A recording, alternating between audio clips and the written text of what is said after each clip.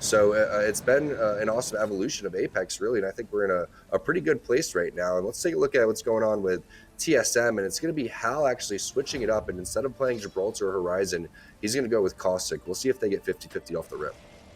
Yeah, that's what I'm surprised by. Hal starting it off on that caustic, but it's NPL taking on Na'Vi.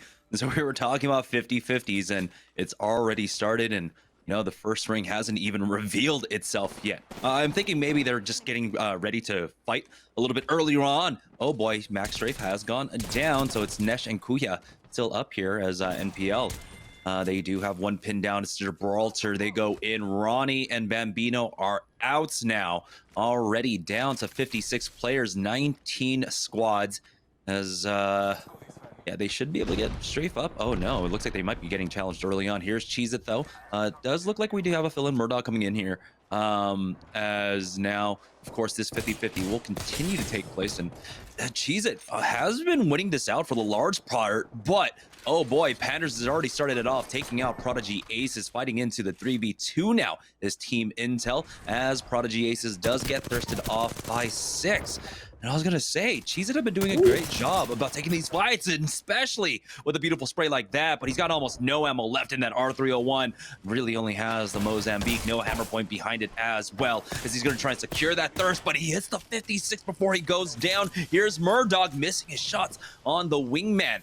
And as Panders in the 1v1, Murdoch has the HP advantage. He knows he has to go for the heals, tries to peek in for the thermite, stops the res, and that's going to allow him to try and push up. He still does not have much HP to work off of as well, as he's trying to peek on over, waiting for that reload. Hits for the Eva, but it does not finish him off, and Team Cheez It take the win once again in this 50-50. Rockstar, though, coming in to try and punish Na'Vi.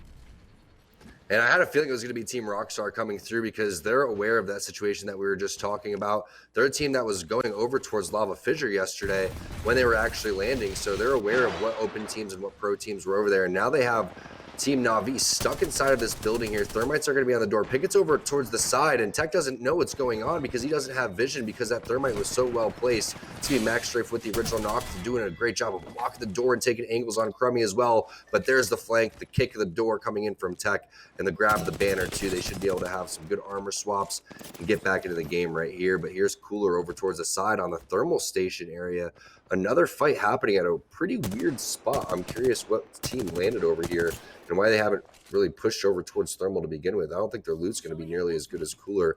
Let's try to pull the map up and see where this zone's going to be too, because we do see it looks like Cooler is going to be in the zone. So it has to be more of a southern, possibly a southwest zone. Yeah, we didn't have that TSM Cooler fight, and so this might, of course, indicate that Cooler just ended up playing quite possibly just over here at Thermal Station. Yuki is on that horizon, ready to fight early game if he needs to, but right now it's all Cooler controlling Thermal. They've got the blue armors as well, so they're continuing their loot path. Right now, though, we're already down to 17 squads, 50 players remaining as Team Razor find themselves in a fight up against Noko's team. And they've got the kill onto him with that charge rifle as well. Noob King taking out third impact Ziki. So again, a lot of early game fighting right now as Cooler starting to move out now as a squad on board with third impact. Of course, not far at all from survey camp. The scans come in. Ziki's already been thirsted off. Now he goes in, big connect with the nade, and you can see the full send now coming out. Valon G hits for the 33 onto Noob King, turns around instantly, hits for the 94, misses the second shot, but he's got the rest of his squad there. Of course, Jazaz to help him finish that off. And so they should be able to help recover him, but here come Razor. Wait, what is this squad? We got Monsoon coming in for this. Oh my goodness. All right. So, Monsoon does play with Shiny, who's sibling brother of Muffins here. So, I mean, I guess this is a natural kind of fill, right? Yeah, Monsoon's going to be able to open up a lot of things for Team Razor, so definitely going to be a much better fill-in than someone like CEO Tyler, that's for sure. Pop-Tarts, looks like they're going down over there. That's going to be 303, and that's it. That's all she wrote. Paradise and Bambino going to be able to get the res over here. Doesn't look like any third parties happening over towards this Geyser side. Geyser always a fairly safe area to fight. Looks like third impact is going to go down, though. That's Balon, and the finish comes through for Muffins. Nice knock there from Mr. Hakulo. It looks like they're still on the chase, too. It was just Jazaz, the last player alive. Looks like he's not going to be able to get Zeki's banner. 3-2. That's going to time out as well. So it looks like we're going to have a Tomcat Rat Cam here very shortly for our boy Jazaz. But this is what we were talking about, Jamerson. Third Impact is notorious for fighting over towards the epicenter refinery survey area. And a lot of times it's either if they win, they do great. If they lose, well, that's just how the cookie crumbles, really. So Team Applejacks over here. And we do have the scan, which we did see thermal station was in, and it looks like it is going to kind of favor over towards this thermal area. We were just talking about this yesterday. We've seen so many thermal station endings in the last few weeks. And control of this choke point can be incredibly strong as well, as teams that usually control this will be able to pick up a lot of kill points throughout their mid game and the early game, as well as having access to multiple different beacons to try and pull up here. You can see there's one over by tree. If they need to pivot over that way, there's usually one over here as well on these buildings. But for the time being, Applejacks slow playing this one out. They had a great start yesterday. We're not able to carry through that momentum. We'll see if they can fix the problems that kind of plagued them yesterday so far. But they're doing a good job of keeping their eyes around. But it looks like they don't have too many people in the rough area. Take a look. TSM are the closest team to them right now that are playing over by the heights. And no one else has found their way into the train tracks. There's just been so much fighting on the edges that I feel like during this mid game, we're just gonna continue to find more fights on the northern side. But speaking of TSM, though, take a look. Their situation already looks great. We got the purple armor on Reps, the blues for Imperial Howl, and on Snipe Down. And so just a little bit more poke. They'll have the purples up, 160 damage away from Snipe Down himself, and you got to imagine Howl is sitting in a similar case as well. But TSM are just going to slow play this one as we do head into the next round very shortly. 30 more seconds before the ring finishes closing. The only problem with TSM right now is the fact that they don't have any type of long range. This is a great 3x flatline coming in from Snipe Down, and I'm excited to see him use it, but they don't have any type of triple take. They don't have a charge rifle, scout, anything that some type of Gibraltar could abuse in this type of situation. So they can't really take those type of fights. They're mainly looking for quick skirmishes and locking areas down and just charging up your Evo shields, just like you were talking about. And it's going to be Snipe Down doing the main poking. And I love to watch Snipe Down on Wraith here. I feel like it allows him to be aggressive, allows him to get a feel for the scrims in the tournaments more without feeling like he has to, overextend on a player like Bloodhound or a legend like Bloodhound. And he's going to be able to do some serious damage here. So TSM is in one of these spots where you're looking for a lot of kills, and you're going to slowly work your way in over towards this high ground because they don't know exactly where the zone's going to end. If you pull over towards this side, a lot of times it will favor these houses where Snipe Down's zooming in, or kind of down that zip line on that larger platform over there. Very rarely is going to pull to the very, very back where that giant rock is, and we see a lot of teams like Solafide aim assists locked down, but there's going to be multiple teams coexisting over here, and then all TSM is going to be doing is gatekeeping this backhand tree side, and they're going to have the high ground and all these caustic traps throughout all this. There's a very low chance of them getting third-party from this area because all the teams in the houses are going to stay in those, and they have to cross across so much high ground. But it looks like Tech is going down, and now there's only one player alive. It's Team Liquid on the chase. Team Liquid Hoagie, man, that's going to be Nocturnal coming through with the BM. Yeah, it seems like, of course, Rockstar try to go for these timing pushes or try to find these fights in typically train. We saw that a lot yesterday. TSM, never mind, in a fight right now. It's Sentinels right in front of them. Already one going down. That's going to be Hal, but here is Reps with the Beast of the Hunt. He will throw down one more scan before he goes for the repeat, but it's 3 up. He's got to be careful here as he's going to pop a cell for now. Snipe Down is doing a good job of pulling a lot of attention away to the top, but Senox! What was that? Okay, Snipe Down will go down. Here comes the 30 out from, the third party out from Season, but Sentinels are already out. Cheese it. We're able to find one knock throughout all of that, and that's generally what happens. Sentinels end up getting pushed there, but Senox finds one more knock, and he does answer knock for knock there. But what the hell is going on, Tom? He's no-scoping people from the hip up close while sliding through, just not caring. Are you kidding me? We have to go watch this guy's screen. He's absolutely insane right now. That no-scope onto Reps sliding through when he had the advantage was a headshot. Absolutely ridiculous. And he's continuing to pop off. We were missing some seriously sick kills right there. Joey Blackout, he's going to go down. The third party gets stopped immediately. You do not push TSM up that hill like that unless you're completely confident and just doing ridiculous plays. Sentinels started off how they started off last week, and that is hot, but they are notorious for getting third party. They're down for it, though. They just want to continue fighting. Yeah, it looks like they were able to recover Retzi, so they'll just back up off of this for the time being. They have control over a building here down and tree, so fast movements coming out from them at this point. But ooh, what an incredible turn of events. The third party comes in during their fight up against TSM. They're able to recover. They've got another squad ahead of them. You know what their intentions are. It's all murderous intent. They're now going in with the scan. Senox still has that Kraber to work off of as well. He's been tagged down, 50 HP by the Gibraltar that was holding the door for the time being. He wants blood, Jamerson. Yeah, surprisingly enough, they were able to get a scan throughout all of that as well. But here we go. He's got 6 more shots left, and he hits the headshot. Oh boy, Aves. Aves, if only you knew, you wouldn't go for that peek. And there it is. The thirst out instantly for Senox. He's already the kill leader in the lobby with 3. Defensive bombardment goes down as well as the scan now for Senox. You gotta imagine as soon as he's full healed, he's gonna go for another peek. This man does not give a care. Narrowly misses that one out, but he's got the rest of his squad pushing up. Murdoch will fall, and Sentinels are just farming down here. This is Sentinel's spot. You think that you're going to go over here in a thermal station zone and hold their high ground? This is what they do. They go from Sorting Factory.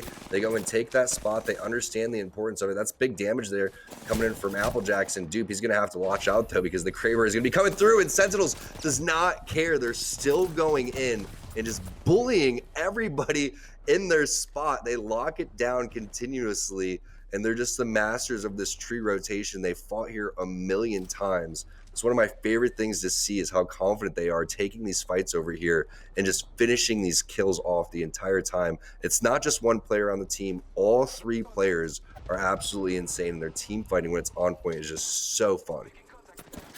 You know, while the original squad, of course, had Zoms on it, I mean, there was a reason why it was absolutely feared for team fighting, and their, I guess, proclivity to ego challenge everything just instilled fear in everyone. At this point, though, Team Liquid are slow playing this one out, running in from the zone, playing edge on the north side for now. They have been able to pick up a number of kills throughout the way. Right now, just 1 on flanker, but I know that, yeah, there we go. We got 2 on board for Nocturnal. Hotsick might have a couple as well, and this time it's the Kraber in the hands of the bullet in the head of GS Bird, taking him out.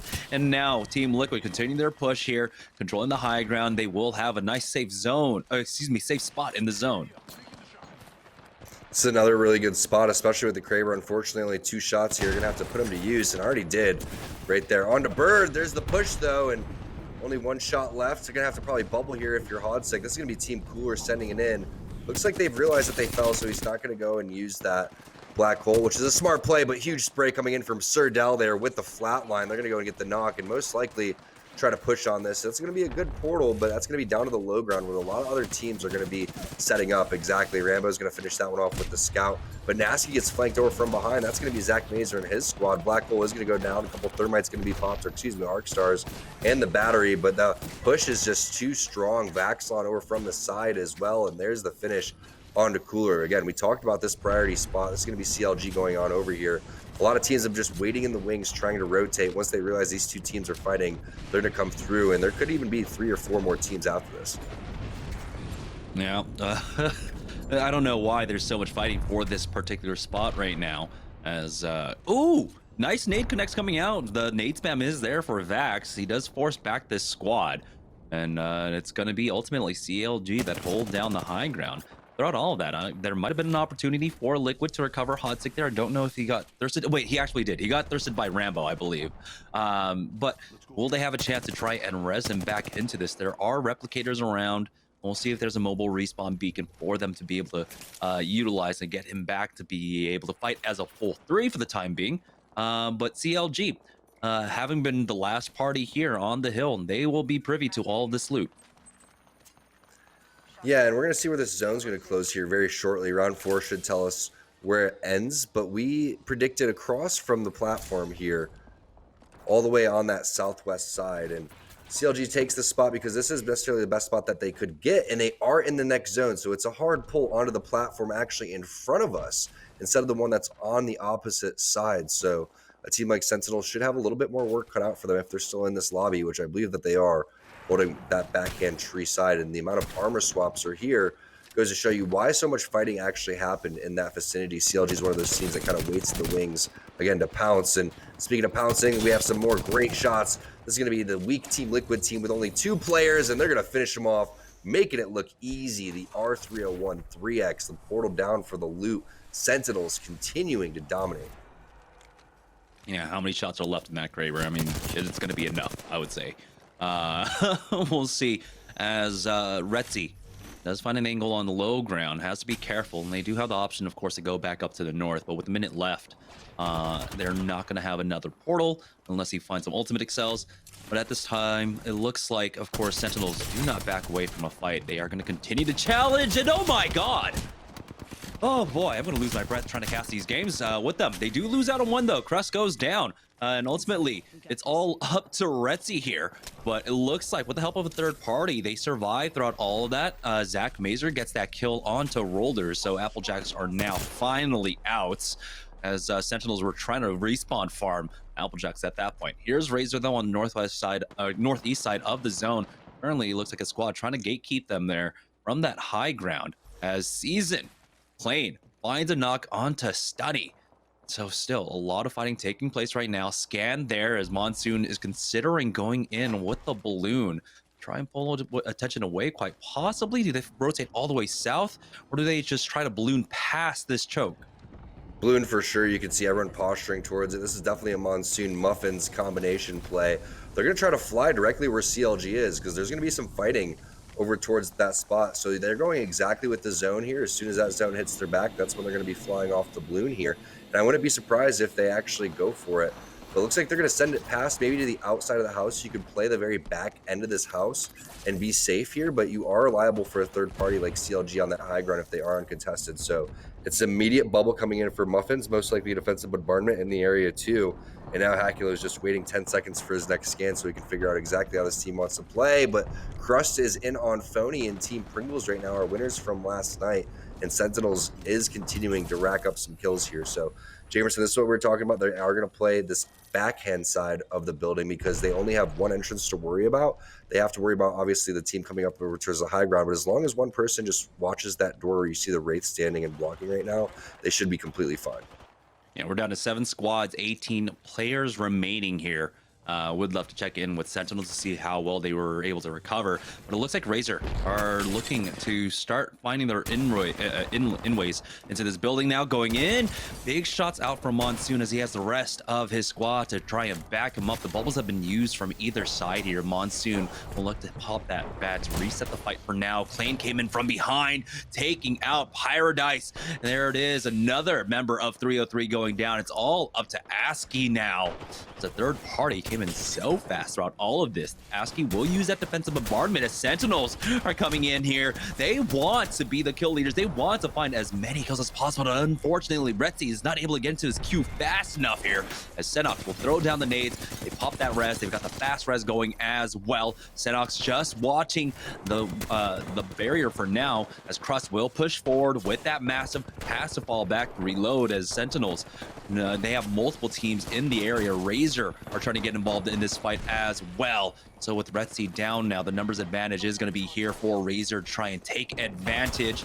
They do thirst him out. You got to be careful, Hackula. One peeking from the right. He's already dropped down to 75 HP.